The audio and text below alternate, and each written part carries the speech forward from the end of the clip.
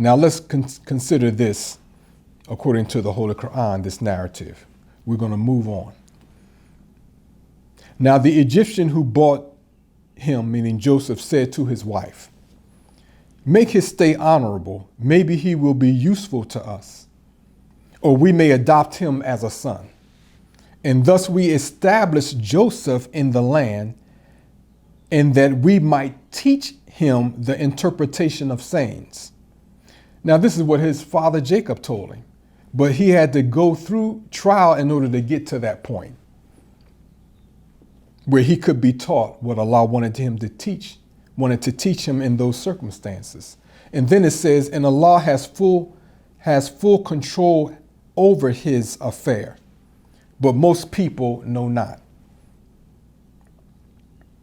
And when he attained his maturity, we gave him wisdom and knowledge, and thus do we reward those, or the doers of good, And she in whose house he was sought to seduce him, and made fast the doors and said, "Come."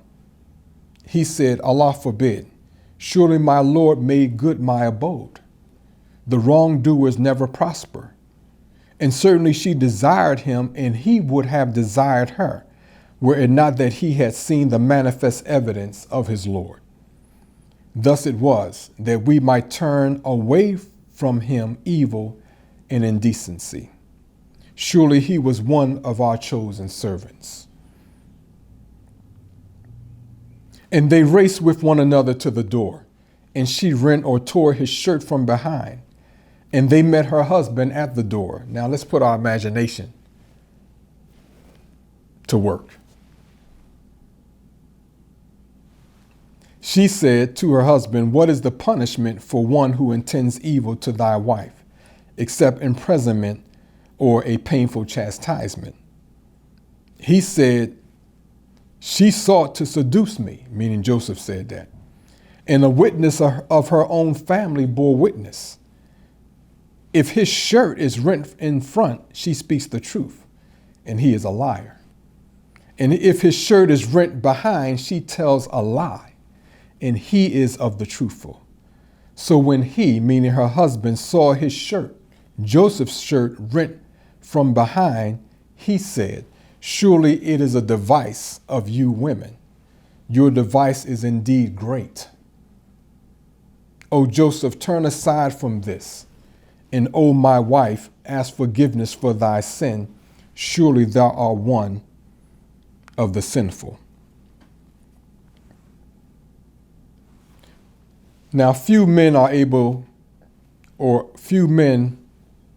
noble enough to run away from an opportunity of a sexual encounter. It takes a lot of strength to do that.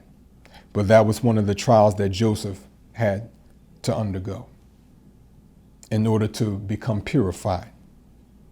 Now, as far as I know, women are rarely accused of sexual misconduct or seduction, except in the case of where an older woman is involved with an adolescent boy, which happens in some schools. However, of late, greater strides are being made to investigate charges of sexual misconduct made against men, especially men who have some measure of fame. And I'm glad to see that's happening, because it's a hell of a thing when you got to go back 30 years and talk about what happened with some man who abused you 30 years ago, because he now may have some measure of success.